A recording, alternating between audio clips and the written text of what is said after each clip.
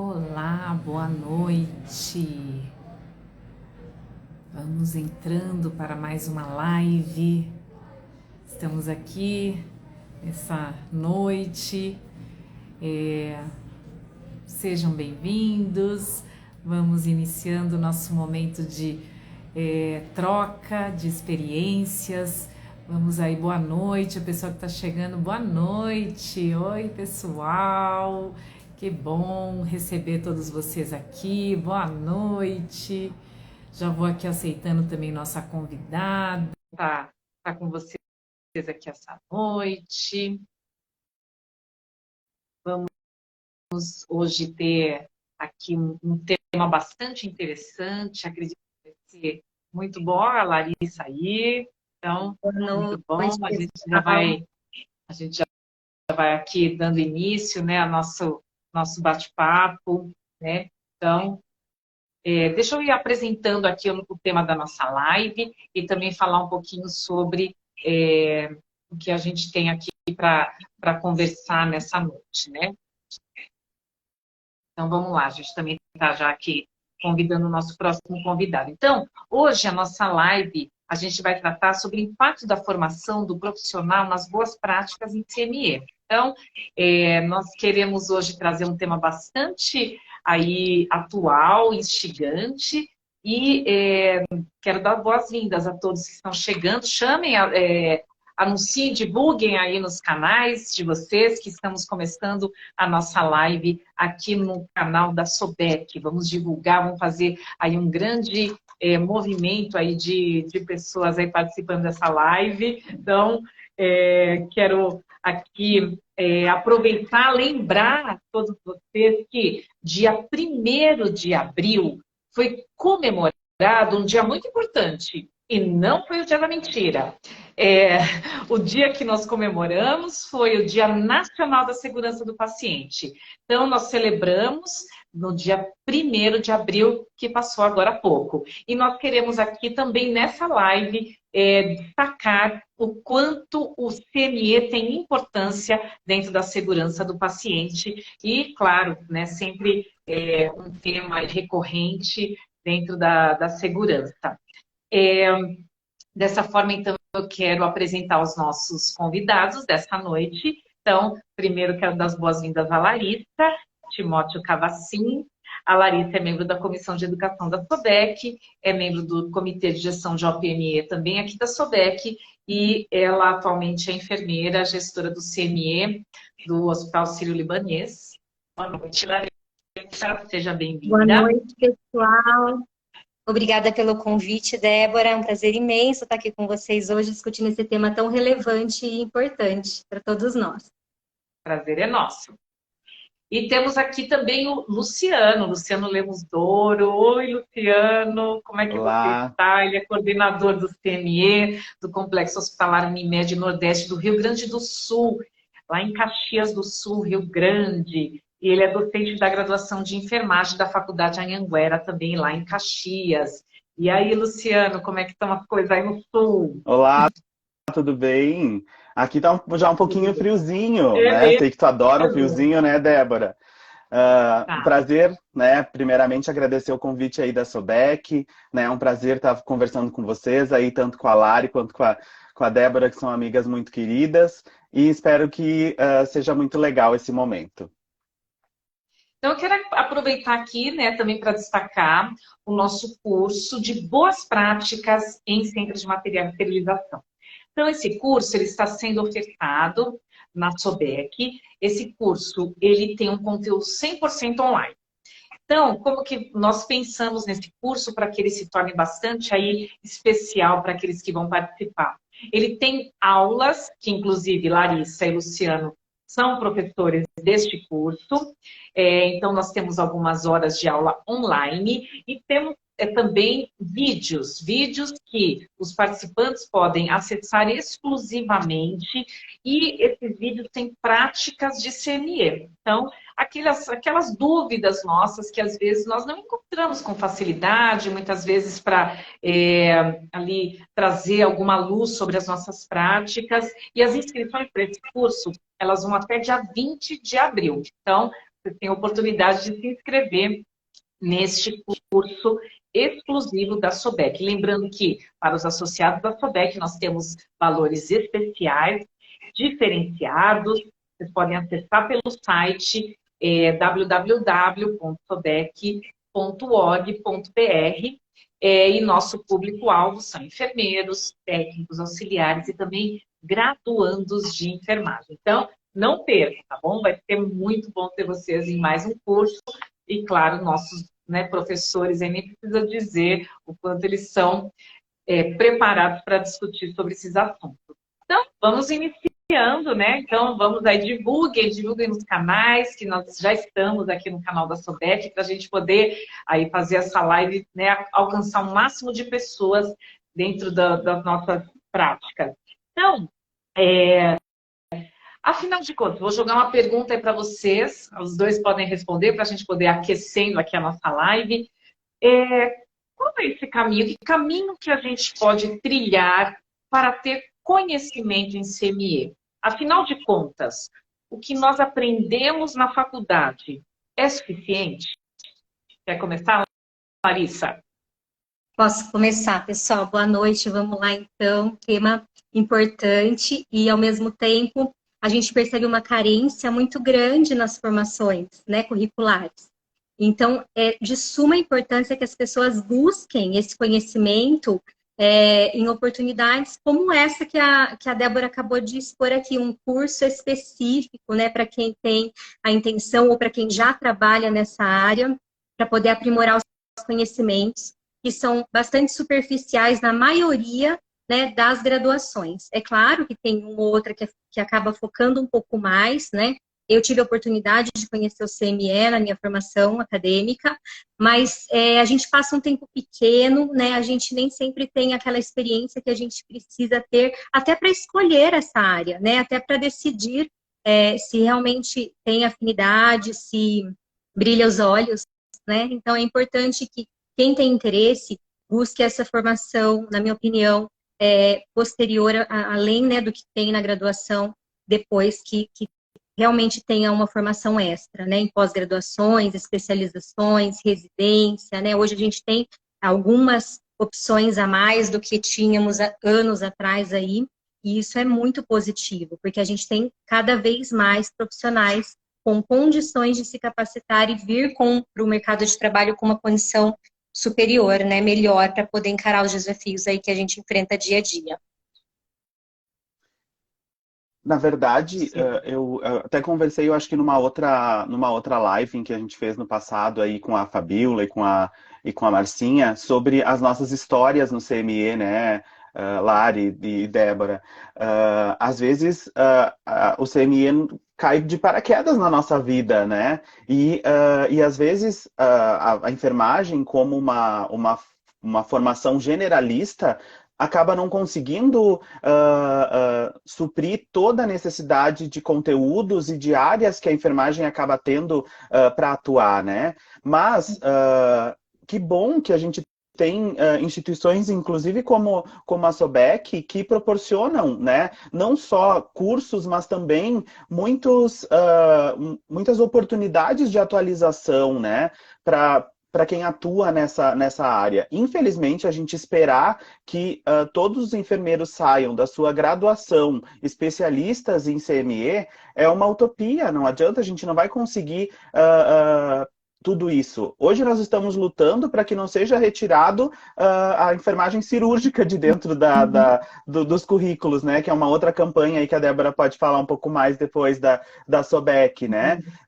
E o CME entra nessa mesma linha, pensando na enfermagem cirúrgica.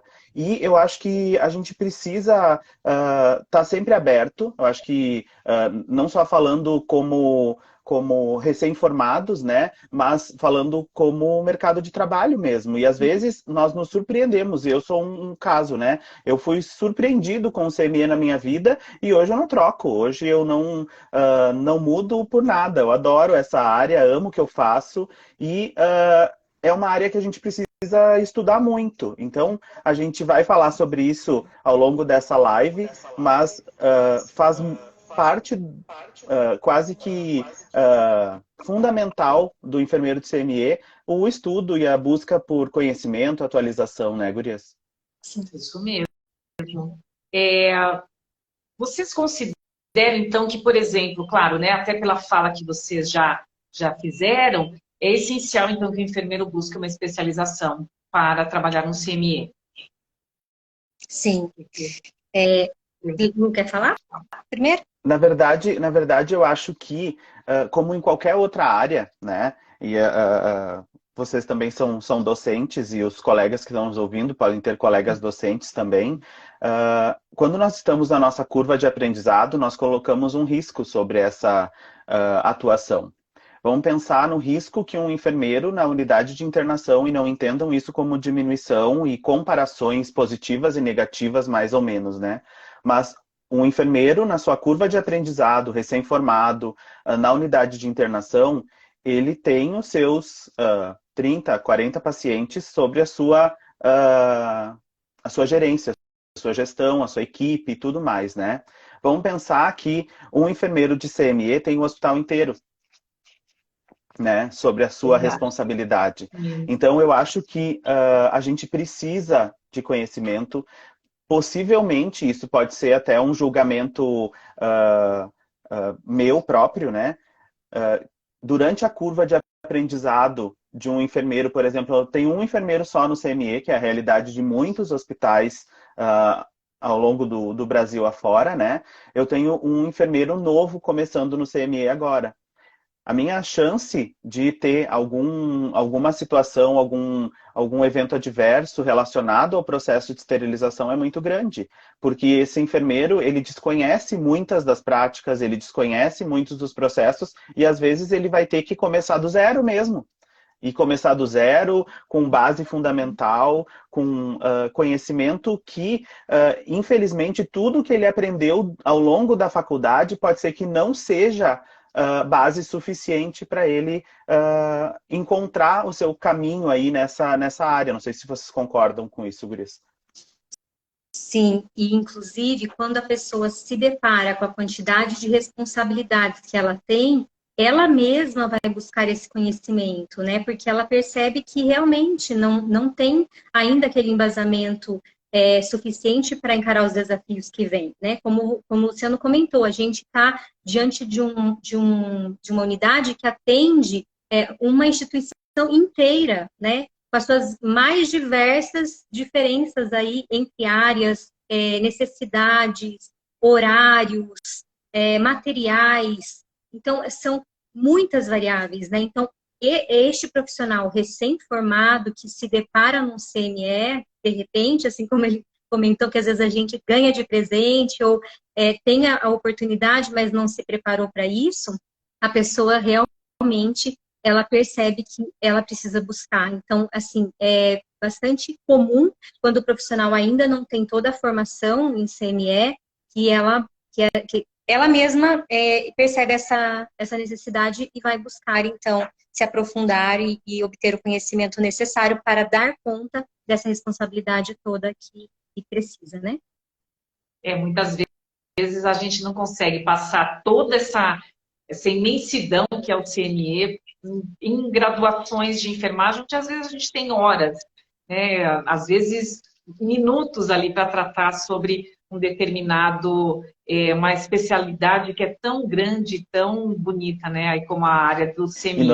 E normalmente junta as três áreas, né, Débora? Eu abordo na minha disciplina de centro cirúrgico, sala de recuperação e CME, que são três mundos muito próximos, mas completamente diferentes. Cada um tem um foco completamente diferente, né? É verdade. A gente tenta ali, né, a gente tenta brilhar os olhos do aluno, né? Tem aluno que fala, professora, quando você fala, brilha os olhos.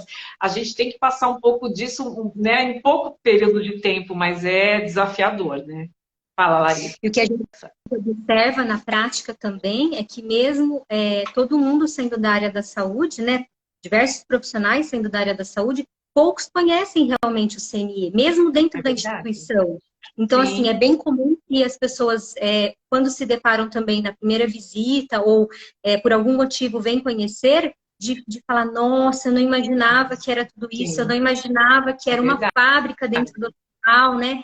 Como é, como é complexo, né? Como é um trabalho importante, né? Como requer atenção. Então, são muitos requisitos que esse profissional que atua no CME precisa desenvolver ao longo da carreira, né? É Então, não é só verdade. a parte prática, mas também vários requisitos também para ele poder trabalhar de forma adequada e corresponder às expectativas aí. E a gente Toda a acaba empresa. conhecendo também, né, meninas, todas as unidades da instituição, inclusive unidades externas que alguns serviços têm específicos, né, e que os outros colegas enfermeiros da casa nem imaginam que a gente tem interação com aquele Exatamente. É local, verdade.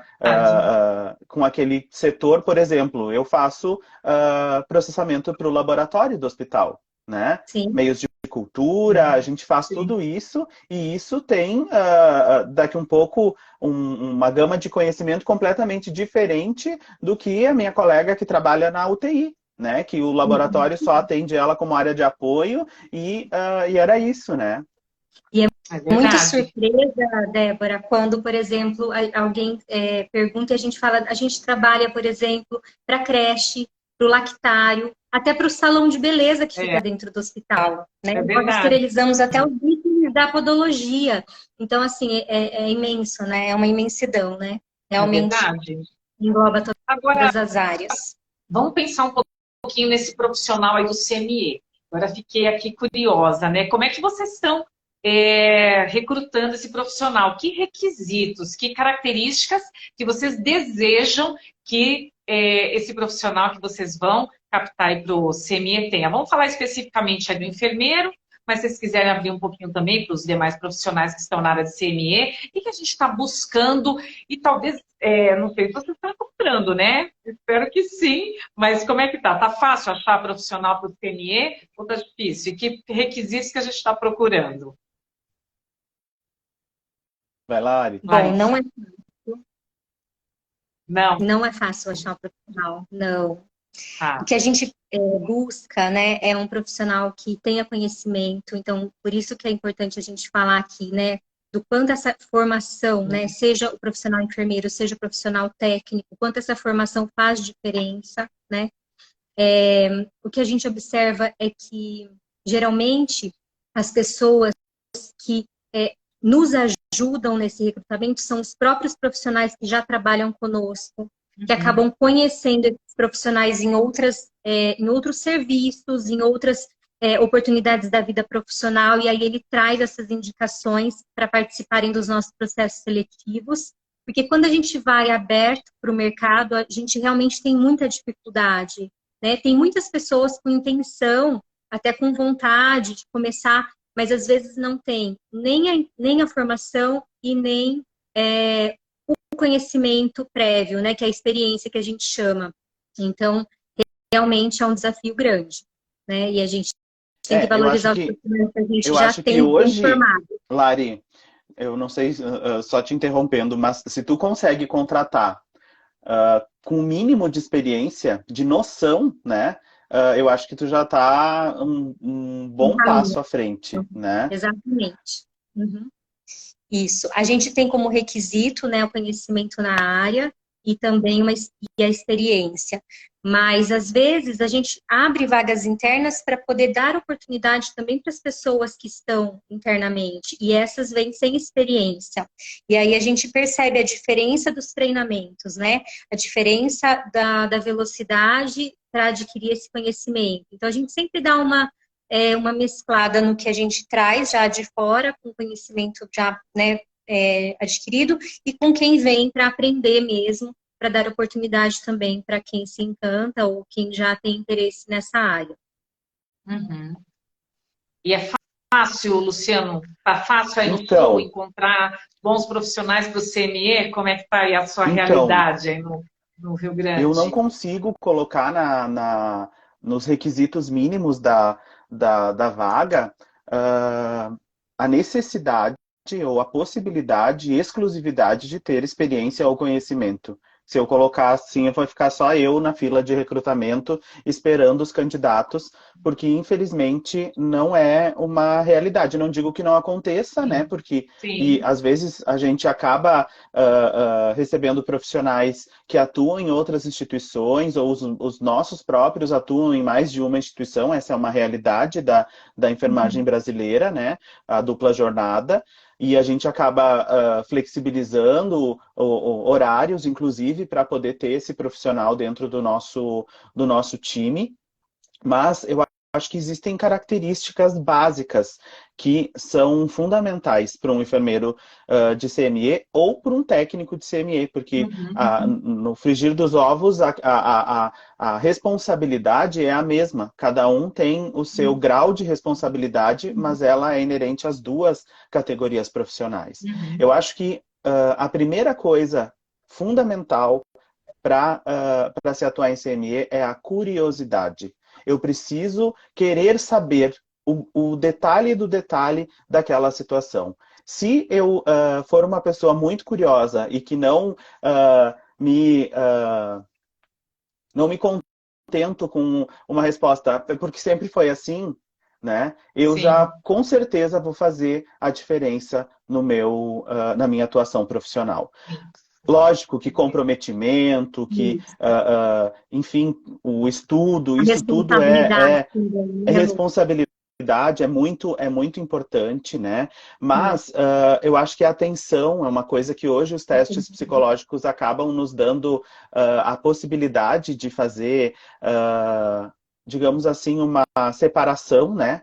Se é que a gente pode chamar dessa forma, mas nós precisamos, dentro do CME, de pessoas com uma atenção concentrada muito alta, né?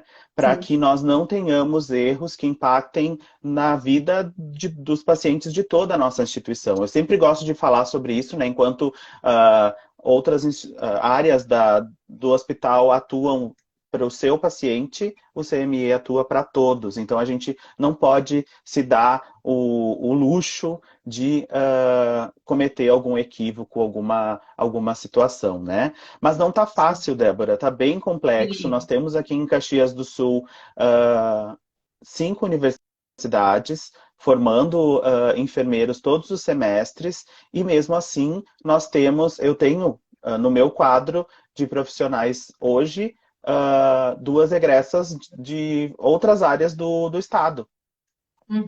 Né? Não sei se por falta de interesse das pessoas no CME, por falta de conhecimento, as pessoas falam muito. Eu não sei, eu acho que a Lari vive uma realidade um pouco diferente em São Paulo por causa da oferta e procura, né? Mas aqui eu me deparo, às vezes, em entrevistas de técnicos de enfermagem, tendo que explicar para o candidato o que é o CME, porque ele não viu ao longo do seu curso de formação, né? Então, também fica para todos nós aí um puxão de orelha de que forma nós estamos formando esses profissionais, né? E eu tenho certeza, se eu converso com as minhas colegas coordenadoras de outras áreas, a dificuldade é a mesma quando se fala de um processo de cuidado básico, né? Então não é assim, não estou conseguindo formar o suficiente para o CME, mas ele sai categoricamente formado para fazer o cuidado básico, e o cuidado básico também está ficando a desejar, né? Então, isso é uma coisa que eu acho que fica para todos nós, né? Como formadores ou formandos aí, né? Nessa situação. E a nossa responsabilidade na divulgação, né? Porque a gente também trabalha no CME, que lida diariamente com essa área, com esses profissionais, que a gente também possa divulgar cada vez mais, inclusive como um esclarecimento mesmo de que é uma área que realmente precisa de profissionais e de que a gente tem toda várias chances e oportunidades dentro do bloco operatório, né? Eu acho que é importante que a gente divulgue isso, e as características que o Luciano comentou bem aí da curiosidade, é fundamental que a pessoa seja curiosa, ela queira aprender e ela tenha vontade de aprender, porque cada dia a gente se depara com material diferente que a gente nunca viu, e a gente precisa dar um jeito de esterilizar aquilo, de lavar aquilo, né? Então, assim, a gente precisa ter essa curiosidade, essa força de vontade de aprender, e também ser detalhista, né? Porque se a gente não tiver essa atenção, como ele também já comentou, e não olhar detalhadamente aquele item a item, a gente corre o risco mesmo de falhar. E essa parte aos nossos pacientes, né? Então, é super importante que esse profissional tenha também essas características específicas, né? Para poder fazer um bom trabalho no CMS. Eu queria, então, aqui, ó, gente, vamos lá, vamos mandar pergunta. Estou esperando aqui as perguntas de vocês. Mas um comentário aqui eu quero destacar da Belém. Belém, beijos. Beijo, Devemos Belém. assinar o manifesto das diretrizes curriculares. Por quê? A gente está falando aqui de ensino. A gente quer mais tempo para falar do CME. A gente quer tempo para falar do centro cirúrgico. A gente quer tempo para falar da recuperação pós-anestésica. E falta esse tempo e esse olhar um pouco mais cuidadoso para essas áreas tão essenciais. Então, a gente olhar isso, né, nós como docentes, Larissa também, aí participando indireta ou diretamente do ensino, nós precisamos tomar isso como uma causa nossa, para que a gente possa contribuir para o Ela é uma causa da CMS enfermagem, né? Ela é uma causa da enfermagem. Se não, se nós pensarmos uma causa da população mesmo, né? Porque nós queremos ser cuidados por pessoas que conhecem aquilo que estão fazendo. Sim, com certeza. E aí, o que acontece? Eu quero que vocês mandem perguntas, mas eu me desafiei essa semana, e pensando na nossa live, da gente ler um pouquinho, olhar algumas dúvidas dos sócios. Eu fui olhar o que o pessoal estava perguntando sobre CME. Então, algumas dúvidas, elas acabaram vindo parar aqui na nossa live, que a gente tem a intenção, claro, de comentar das boas práticas. A gente fala muito das boas práticas em serviços de esterilização em CME, e eu quero falar um pouquinho de boas práticas com vocês, tá bom? Então, agora a gente vai direcionar um pouquinho as perguntas também para a gente falar desse conhecimento, dessa curiosidade. Então, tem pessoas curiosas que perguntam coisas aqui para a gente, e uma das perguntas é a seguinte: olha só, eu vi que tem várias pessoas que têm dúvida de como vocês identificam as suas pinças. Por exemplo, eu posso usar aquelas fitinhas? Sabe aquelas fitinhas que antigamente se usava? Antigamente, talvez nem tanto, né? A gente ainda usa, né? Mas se eu for usar, então, essas fitinhas, como que eu devo usar? De que forma que vocês estão identificando as suas pinças? Lá no CMS de vocês, lá a Larissa, o Luciano, como é que é a forma de identificação? Quer começar, Lari? Posso começar. Bom, nós ainda temos as fitas, né? Ela facilita muito visualmente a separação das caixas, a organização das mesas e a montagem ali, o preparo do material, né? É claro que a gente precisa estar muito atento às condições dessa, né? Então, ela precisa estar íntegra, porque se ela estiver soltando, se ela estiver envelhecida ali na pinça, pode ser que realmente acumule sujidade. Então, a importância da manutenção das trocas dessas fitas, né? Hoje nós já temos outras possibilidades de marcação, então a gente tem QR Code, a gente tem o laser, né, na própria pinça, a gente também tem a tinta que pode marcar sem que tenha o risco de soltar, então tem outras opções, mas eu ainda vejo que a fita é algo presente na nossa realidade, né? Então, acho que fica mais importante a gente destacar o quanto a gente precisa estar atento a condição dessa fita, né? O Lu vai complementar. A gente tem, na nossa realidade prática, alguns maus necessários, né? E eu gosto de dizer que a fita é um deles, né? Eu também utilizo, Lari, só que assim, o que as pessoas precisam entender? A fita ela já foi condenada por alguns estudos, inclusive, provando que ela confere um risco, e eu concordo que esse risco seja conferido mesmo ao processamento, desde que elas não tenham a manutenção, como a Larissa falou. O investir em fita não é pouco, porque elas não são nem um pouco baratas. Então, a gente precisa olhar para isso quando nós decidimos utilizar essa ferramenta, né, para sustentabilidade. Oi, Andréia. Saudades. O pessoal está com saudade de você, Luciano. Você tem que aparecer por aqui. Ou a gente vai ter que ir aí também, logo, lá né? de Juí, Loreta, querida, um beijo. Olha só, mas voltando à questão das fitas, como mal necessário que eu falei, a gente precisa estabelecer não somente data, porque às vezes nós trabalharmos com não, eu troco a cada ano, eu troco a cada 6 meses, eu troco a cada 3 meses. Tudo depende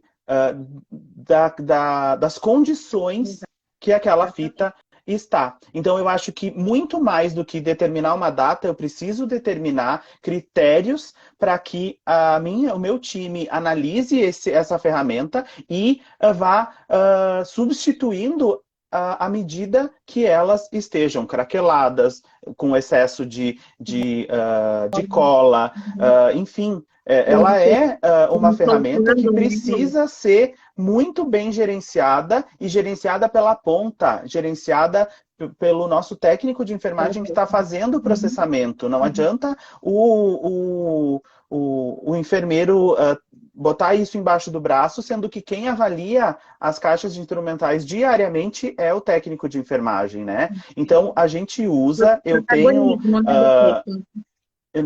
Desculpa, eu não vi, Lari. A necessidade do protagonismo do técnico no dia a dia. Isso, né? Com certeza. Realmente... Mas o protagonismo com responsabilidade, como tu falaste antes, né? Que é eu olhar aquela caixa e hoje eu não consigo trocar porque ela é uma prioridade dentro da minha escala de cirurgia, mas no meu plantão eu vou buscar essa caixa e vou fazer a troca porque eu vi que ela não estava legal. Ou vou passar para minha chefia para que faça providencie essa substituição. Mas a nossa questão enquanto gestores estratégicos do processo é: eu tenho fita disponível para troca sempre que necessário, ou eu fiz uma compra e essas fitas já estão praticamente se desintegrando no material, né? E realmente atuando mais iatrogenicamente do que resolvendo o nosso problema, né? Exatamente. É verdade. É verdade. E lembrando que esse pode ser um aspecto de segurança do paciente também. Então, a gente está pensando ali, né, nessa assistência de uma maneira mais ampla, não só ali no momento, né? Então, não é só pensar na fita, mas em tudo que pode aí decorrer de uma manutenção inadequada de um material, né? Então, até mesmo vocês estavam falando a questão da funcionalidade, quando a gente avalia se o material tem condições de ir para a caixa novamente. E isso também faz parte dessa avaliação, então ela também deve passar por isso. Uma atenção muito importante nesse sentido, né? Uma outra situação também que eu queria trazer para vocês foi também nessa área nessa parte do preparo do material. O pessoal trouxe uma dúvida e me deixou também assim curiosa. Posso usar luvas com pó no CME? Vocês usam luvas com pó no CME? Não usa? Que luva que vocês usam? Como é que é isso? Como é que está essa situação? Então, eu acho que a gente está num momento, né? Nós temos várias vertentes para a questão da luva, né? Nós estamos num momento onde a gente precisa garantir, muitas vezes, que todo o nosso arcabouço de materiais disponíveis é látex free, certo? Né? Porque a qualquer momento nós podemos ter um paciente com história de alergia ao látex, algum risco de alergia ao látex, né? E de que forma que a gente garante isso? Né? Garantindo todas as etapas do processo. Então, eu não posso utilizar uma luva de látex, que são as luvas que tem talco, né?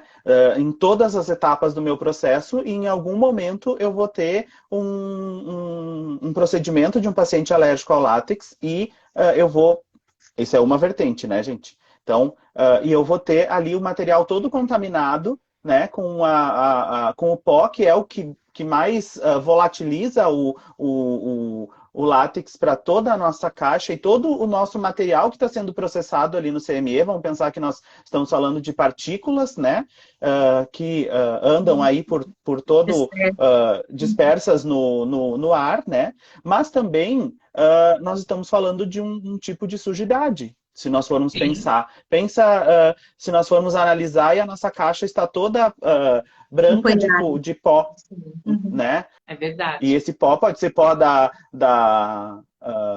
da luva, pode ser talco, pode ser poeira de sujeira, pode ser qualquer situação. Então, como boa prática, o uso de luvas ou luvas de látex sem talco, ou luvas nitrílicas, luvas vinílicas, que hoje estão aí Sim. quase que concorrendo com as luvas de procedimento, né, em termos de custo, até por conta do valor do látex, eu acho que são a melhor escolha. Eu só uso no CME luvas nitrílicas e vinílicas. Nós também não utilizamos mais há bastante tempo, já há vários anos, a luva com talco, justamente por todas essas justificativas que foram colocadas, e pela segurança, inclusive, do profissional, né? Porque também, no momento em que desperta né, essa poeira, esse pó, ele acaba também tendo esse risco ao profissional que está utilizando. Então, não utilizamos mais em todo o hospital, a gente não tem.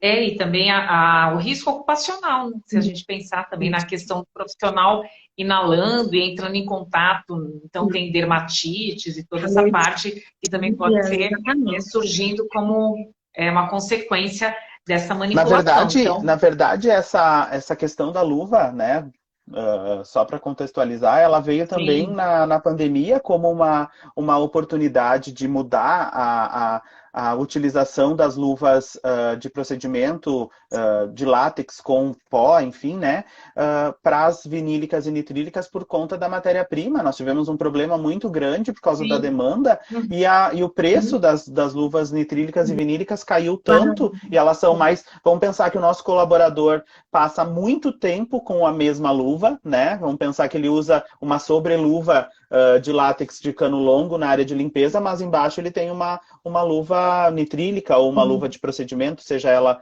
qual for, né? E as pessoas estavam fazendo dermatite por conta do uso prolongado dessa luva com o talco, né? Então, isso também veio como uma possibilidade até mais sustentável financeiramente, né? Utilizar as luvas de outros materiais que não o látex, né? Sim. Isso. E aí, só para complementar, Débora, e o que o Luciano também já comentou, né? Cada vez mais a gente está diante de pessoas alérgicas, né? Sim. E a gente se depara o tempo todo com esses pacientes, quase que diariamente, né? Eu me arrisco dizer que diariamente, que eu estou participando da Forecast essa semana, e toda semana a gente teve pacientes alérgicos a látex, e a gente agora incluiu também no nosso fluxo, porque existe um fluxo para o paciente alérgico, o cuidado com o material. Então, é algo que realmente a gente precisa pensar não só na assistência direta, mas também no cuidado, inclusive com o material, né? Então, é importante em todas as etapas a gente avaliar qual é o risco desse paciente, né, que tem alergia, e mapear todo o processo do início ao fim, incluindo as nossas etapas do material. Você vê como tem detalhes que, às vezes, se a gente não prestar atenção, eles podem passar desapercebidos. Então, é muito mais realmente, aí está uma característica, parece, né? E aí está uma característica do profissional do CME, bastante detalhista. E do cuidado. O cuidado, ele é baseado em detalhes. Como, né, muita gente sabe, né? Os detalhes fazem a diferença, né? Quero também entrar no... E essa visão, né? E ter essa visão do quanto as nossas ações internas dentro do setor afetam o paciente, né? Então, é super importante ampliar a visão e sempre pensar, mesmo exercendo atividade ali dentro do setor, qual o impacto daquela atividade para o paciente, né? Durante a assistência, após a assistência, né? A todo momento. Alguém comentou aqui no chat, né, falando que, puxa, que bom que falaram do técnico de enfermagem, mas o técnico de enfermagem, como nós já falamos aí, ele é um dos protagonistas no CME, e a gente trazer contextualizar contextualizar o papel do técnico, olha o impacto do que você está fazendo lá na frente, olha como é que vai usar, isso vai beneficiar o paciente ali na frente, porque às vezes a pessoa fica tão ali dentro daquele setor fechado, com tantas coisas tão particulares, que esquece que ele é uma engrenagem importante do todo. Então, a gente quer muito destacar isso também para a segurança do paciente. E acaba Eu sendo, queria... Débora, Fala. acaba sendo o profissional que mais sofre com o estigma do CME, né? O Sim, é técnico é o verdade. mais julgado pelos outros colegas técnicos. O enfermeiro do É CME, verdade. vamos pensar que a gente transcendeu em algum momento, porque nós estamos participando ativamente de comissão de controle de infecção, de comitê de processamento, de Sim, núcleo de segurança do paciente, e a gente está é visto, verdade. né? Agora, o técnico, com o seu colega técnico, vamos pensar em termos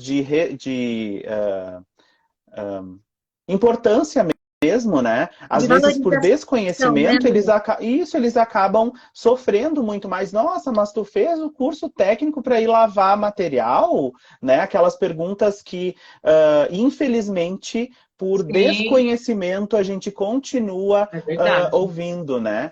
Então, É verdade. a gente precisa valorizar esses profissionais e esses profissionais Uhum. também precisam ocupar o seu lugar ao sol, botar a sua cara no sol, fazer o seu serviço com responsabilidade e não ligar o automático e vou lavando do jeito que dá, vou passando do jeito que dá, Sim. né? Porque nós também precisamos de profissionais comprometidos em todas as instâncias do cuidado, né? Com Exatamente. certeza. Muito bem Volta lembrado. no protagonismo, né? Dele realmente ocupar esse lugar e ele fazer aparecer o seu trabalho, né? Conquistar esse, né? Junto conosco, claro, mas conquistar realmente esse reconhecimento pelos colegas técnicos que atuam em outras áreas, pelos enfermeiros de outras áreas, por toda a instituição, né? Porque é um trabalho essencial, né? Um trabalho muito Sim, com importante que certeza. eles realizam, né? Então, a gente precisa divulgar realmente e valorizar o trabalho dos técnicos. É isso mesmo. Divulgar, valorizar, estimular, motivar, quem sabe aí não fazer os cursos, participar dos cursos da SOBEC. Nós Isso. temos aí muitos técnicos que são nossos braços direito e esquerdo, então a gente precisa também dar E que tem muito oportunidades para que eles possam se conhecimento, né, capacitar, Débora? com certeza.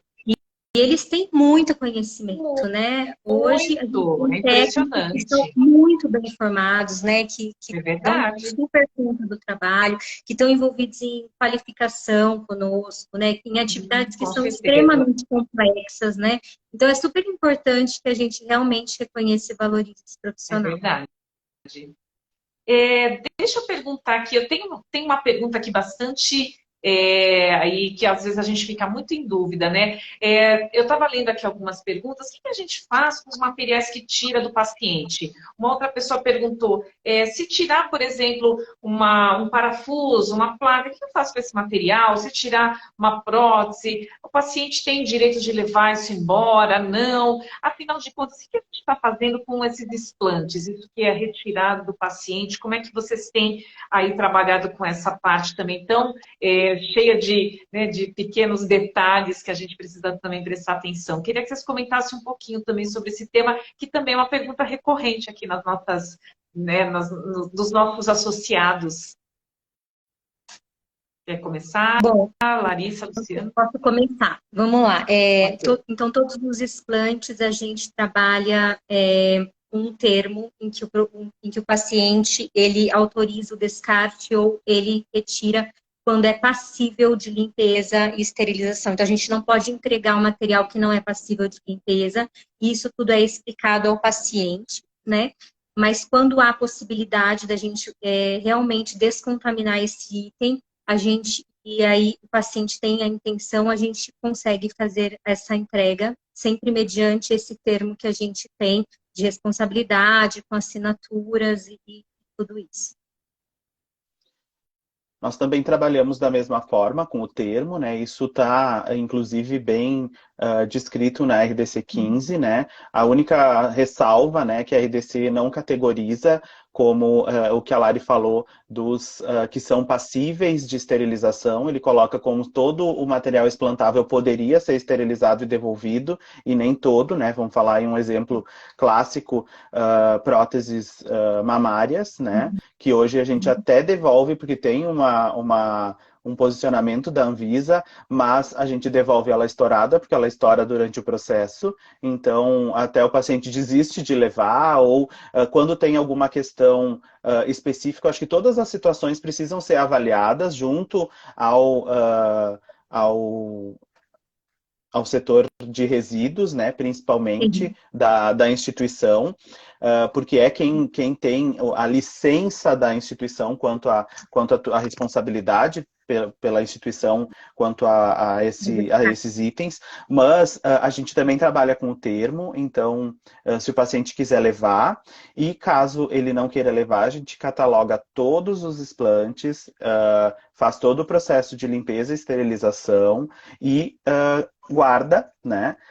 Até a gente conseguir ter um volume, né? Porque nós estamos um pouco mais distantes aí de São Paulo, né? E a empresa que faz o recolhimento, ela recolhe no mínimo meia tonelada. Então a gente tem sempre um quantitativo aí bem grande de materiais explantáveis, né, armazenados. Mas essa é a nossa responsabilidade. Então, o que de certa forma, nos chama a atenção disso tudo? Nós não podemos, em hipótese alguma, garantir que aceitar que esse explante retorne para o fabricante, que esse é a maior preocupação, né, da Anvisa no posicionamento ali na RDC, né? Pelo risco de quê, né? De reprocessar, de fazer um remolde e voltar, né, para uma caixa. Então, eu acho que as duas vertentes, ou a gente devolve para o paciente com o termo que ele se responsabiliza por esse material, né? E que, na verdade, é mais complexo ainda, porque o que vai acontecer com o paciente? Ele vai botar no lixo da casa dele, né? Pior. Quando ele se cansar de olhar para aquela placa e aquele parafuso, ele vai botar no lixo, né? Ou a gente vai proceder com a descaracterização desses itens, todos catalogados, né, para apresentar para o nosso órgão sanitário. Por isso a importância da gente conversar com o paciente nesses casos, né? Porque geralmente eles desistem de levar quando eles veem aquilo que eles têm uma ansiedade em ver, né? Se retirou mesmo, como é que estava, o que era, enfim. Depois que passou essa curiosidade, geralmente, quando não tem condição mesmo de limpeza, ou quando está em condições ruins, eles acabam desistindo. Pode descartar, eu estou tranquilo, eu só queria ver e tal. Então, é importante essa comunicação, né? Sim, sim. Acho que é uma pergunta que a gente vê que é recorrente muitas vezes, traz bastante dúvida para o profissional, tanto do centro cirúrgico quanto do CME. Tem uma pergunta aqui da Joyce Lara, ela pergunta: como vocês realizam a desinfecção das braçadeiras de pressão não invasiva que vem da UTI? Que é aquela do esfigmomanômetro, né? Ai, já vi que não é um assunto fácil. Vamos ver, como é que vocês têm feito? Dá uma dica aí para a Joyce, para ela esclarecer um pouquinho. Vamos ver. Então, Joyce, é um assunto bem polêmico, bem complexo, muito mais do que a gente gostaria, porque a gente está falando de um artigo não crítico, a gente está falando de um artigo que hoje ele é higienizado, vamos pensar assim, muito mais por conforto do que por risco de infecção, né? A Larissa aí é expert em controle de infecção, vai poder nos ajudar também em relação a isso. Dentro da minha instituição, sempre foi um problema. Por quê? Porque o técnico reluta em recolocar no próximo paciente, principalmente falando de pacientes de longa permanência, o manguito sem passar por um processo de limpeza com água, sabão e tudo mais. Porém, o item não foi feito para esse tipo de limpeza. Então, o que a gente acaba sofrendo, né? Eles estragam com muita facilidade, né? Se entrar água no interior, pode danificar, inclusive, o equipamento, né? O aparelho, né? O monitor multiparamétrico. E as orientações dos fabricantes, elas são muito claras quanto a apenas uma desinfecção de baixo nível. Um álcool 70 ou com o biocida utilizado para desinfecção de superfície da instituição, né? A gente tem como uma diretriz posta pelo controle de infecção, que todo paciente que é isolamento por germe multiresistente, ele desceria para o CME. Eu reluto muito com isso, porque eu acho que a gente mais suja do que limpa dentro do CME, né? Um item que não passa por nenhum processo de desinfecção, ele passa apenas pelo processo de limpeza e secagem, né? Então, eu não sei como é que tu faz aí no Sírio. Não é adequada, né, Lu? E é uma secagem que não é apropriada, né? Nós também não recebemos esse material. Como você comentou, né? A gente precisa muito avaliar qual o risco de cada item que a gente tem dentro da instituição. Se é um item semicrítico, não crítico, né? O trabalho de vir para o CME é igual, né, não faz sentido, sendo que pode ser feita essa ação lá na unidade, lá no leito do paciente, né? Então, a gente sempre tem essa avaliação. Nós temos a possibilidade, nos casos de isolamento, já de ter a opção descartável, né?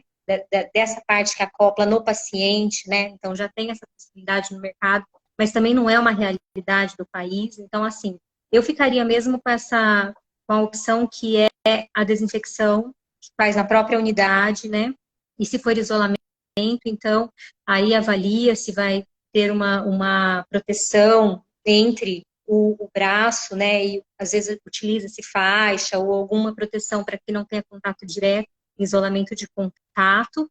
Mas o fato é que é inviável o envio desses itens para o CME, né? Realmente a gente precisa dar conta de fazer lá com o álcool 70 ou algum desinfetante que seja a opção de desinfecção na unidade, né, do paciente.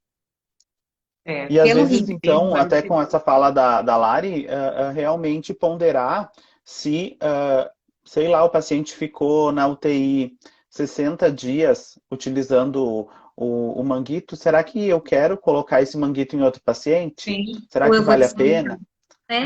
Ou se realmente esse eu vou descartar, porque e a gente está falando de suor, de sujidade mesmo, né? Não só de risco de infecção, né? E que a gente não consegue remover com o processo de limpeza, né?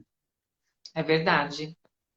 E vamos trazer aqui as famosas lâminas de laringoscópio, que não poderiam faltar na live, né? Eu vi, elas nunca podem faltar. Elas são o top 3 dos grupos de volta e meia, dos grupos de CME nacionais que eu participo, volta e meia elas aparecem de novo, né? Aparecem, né? As abençoadas. As lâminas voltam. Né? E ninguém acredita, não sei por que ninguém acredita. Eu trabalho, já estou, vamos pensar assim, há quase 7 anos de volta na Unimed e desde que eu voltei a gente faz termodesinfecção. Então eu faço termodesinfecção, 90 graus 1 minuto e eu não tenho problema. Eu faço termodesinfecção com a lâmpada, gente. Eu não tiro a lâmpada para fazer, tá? Então... não sei. Essa é a minha realidade. Faço embalagem no plástico termoselado. Nós tínhamos diferentes modelos, né, marcas de lâminas, então, por um tempo a gente fez processos diferentes. Lâminas do hospital inteiro e lâminas do centro cirúrgico. Mas agora a gente unificou, então é uma marca única, e aí tudo está sendo feito no CME, na Termo, e a gente não tem problemas e facilitou a vida de todo mundo. Inclusive, é possível fazer a base de troca, né? Então, a gente fornece uma pronta para uso, enquanto a unidade traz uma utilizada, e isso faz com que a unidade não fique desabastecida. Então, foi um ganho, né, institucional. Então, acho que todo mundo poderia pensar nessa possibilidade, quem tem, né, essa possibilidade de fazer, porque realmente deu muito certo. Tem que verificar o que eu acho que acaba impactando, né, nisso, tem que verificar a compatibilidade do teu detergente lá no teu CME com os componentes, porque nós estamos falando de itens que nem sempre são construídos em aço inoxidável. Nós estamos falando de algumas marcas que são construídas em ferro fundido ou alguma situação semelhante, alumínio, e são banhados né? E isso, sim, realmente acaba ficando impossível da gente ter uma continuidade nesse processamento. Então, às vezes, eu gosto muito de falar disso, do barato que sai caro, né? Porque eu compro uma lâmina que custa 2x, certo? E o Compras me apareceu com uma que custa meio X. Mas essa de 2x eu estou usando há 10 anos. Se Sim. é que ela dura 10 anos, não duraria tanto assim, né? Mas a de meio X não dura dois reprocessos, eu tenho que mandar ela novamente para a engenharia ou para o setor, enfim, de conserto, se é que conserta ou não. Então tem que avaliar tudo isso com parcimônia, com a sustentabilidade do negócio, né? Com certeza. Eu acho que e acho que alguém perguntou aqui também, acho que deve ser a continuação aí dessa dúvida, se esse ciclo da termo a baixa temperatura, mas você falou 90 graus, né, Luciano? Eu uso 90 graus 1 minuto, que é o A0 de 600, que é o recomendado para artigos semicríticos. Tá, então tá aí, gente. Tá aí uma resposta aí que... Agora, quanto tempo de validade vocês têm atribuído aí dentro da instituição de vocês? Como é que vocês estão atribuindo validade? Eu vou deixar para a controladora de infecção essa... certeza, mas Porque o problema da lâmina não é a validade, o problema da lâmina é o teste diário, né, gente? Isso. Né? Então, assim, garantindo teste diário, prazo indeterminado de validade, desde que a embalagem esteja íntegra, né? A gente pede a embalagem íntegra porque tem alguns fatores que podem dificultar aí a manutenção desse item ficar limpo, ficar adequado para uso. Mas é uma validade indeterminada. E a gente coloca a etiqueta, validade indeterminada desde que embalagem íntegra. E o mais importante de tudo é o teste diário, né? Existem algumas embalagens no mercado que já trabalham com a parte acoplável no cabo do laringo exposta para fazer o teste sem expor todo o material. Eu não utilizo ainda, mas eu já vi, é um desejo futuro, né? Facilita, né? Facilita muito. Isso, Facilita. porque a gente entende que existe... é um procedimento de emergência, é uma situação em que não pode falhar, né? E que não dá para ficar trocando toda hora, porque quando precisar vai ser urgente, né? E a gente também não quer que os setores tenham 5 lâminas para que uma funcione, então tem que ter uma lâmina funcionante, mas ela precisa ter esse teste. Eu concordo com o teste, mas realmente acaba violando a embalagem para fazer o teste, e aí a gente fica com o material lá, com uma fitinha, com alguma situação acoplado já no cabo de laringo. Se nós formos pensar, né, gente, que ele vai ser utilizado na boca do paciente, nós também não precisamos ficar tão neuróticos com uma situação realmente de emergência de vida ou morte, né, e que vai ser utilizado na boca. Ah, não, estou falando de...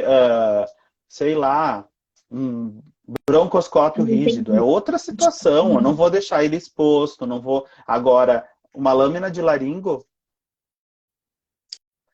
a gente precisa usar o bom senso em algumas situações, né, gurias? É verdade. Eu acho que também fica isso. Não, mas a vigilância veio e exigiu que eu faça tudo. Gente, a gente precisa debater um pouco com a vigilância também, né? Nós estamos querendo construir o conhecimento. Tem coisas que você precisa dizer para a vigilância, mas eu não posso colocar a vida dos meus pacientes em risco porque eu tenho uma em cada unidade e eu não consigo testar. É verdade. Né? Achei bem interessante agora. Devolve a bola para eles, né? Devolve a bola para eles. Então, o que eu faço? Qual é a prioridade, né? Qual é a prioridade, né? É a limpeza, né? A gente fica muito preso nesse... Fica um loop. A gente não consegue sair dele. Vicioso, né? Sim. De pergunta e se explica, e pergunta e responde e se explica. A Joint Commission veio e mandou fazer assim. A fulana veio e mandou fazer assado. Mas é possível a gente fazer isso? Se não é possível, a gente precisa dizer que não é. E que a gente entende que o processo que é feito hoje não coloca nenhum risco a mais para o paciente e que está tudo bem. né?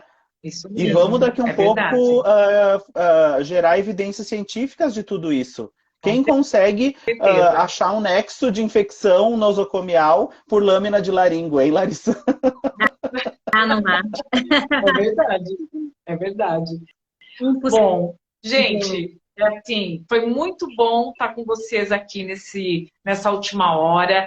Realmente, assim, Já acabou. A gente poderia ficar aqui por horas, né, conversando. Com certeza aí o pessoal que está acompanhando também foram chegando, foram aí se encorajando, aí se sentindo mais à vontade. Com certeza ouvir vocês falarem é sempre um prazer muito grande. Queria, então, tá agradecendo muito por vocês aceitarem mais uma vez o desafio de estarem conosco no curso de Boas Práticas em CME, agora nessa live, que também tem a intenção da gente falar um pouco das nossas práticas e das boas práticas em CME e o quanto é importante a gente capacitar esse profissional que está no CME, que às vezes é pego de surpresa, vai parar lá no CME sem, né, mal tendo tido ali uma disciplina mais estruturada de CME. Então, foi um prazer muito grande. Agradeço aí a todos. Larissa, Luciano, querem se despedir rapidamente? Sem palavras, gente, sem palavras. Foi muito bom compartilhar esses momentos com vocês, ver tantas pessoas queridas nessa live, né? Colegas aí que a gente admira muito. Muito obrigado. Vida longa, Sobek. O que precisar, podem contar comigo. Feliz demais, gente, de ter participado dessa noite de discussão e especialmente de poder falar um pouquinho sobre a nossa área, que é uma área tão especial e tão pouco divulgada, né? Então é uma oportunidade imensa da gente, né, conseguir compartilhar um pouco da importância do nosso trabalho, né, e destacar aí a importância do trabalho do nosso time diariamente ali na luta para dar o melhor para os nossos pacientes. Então, só agradecer mesmo e contem sempre comigo.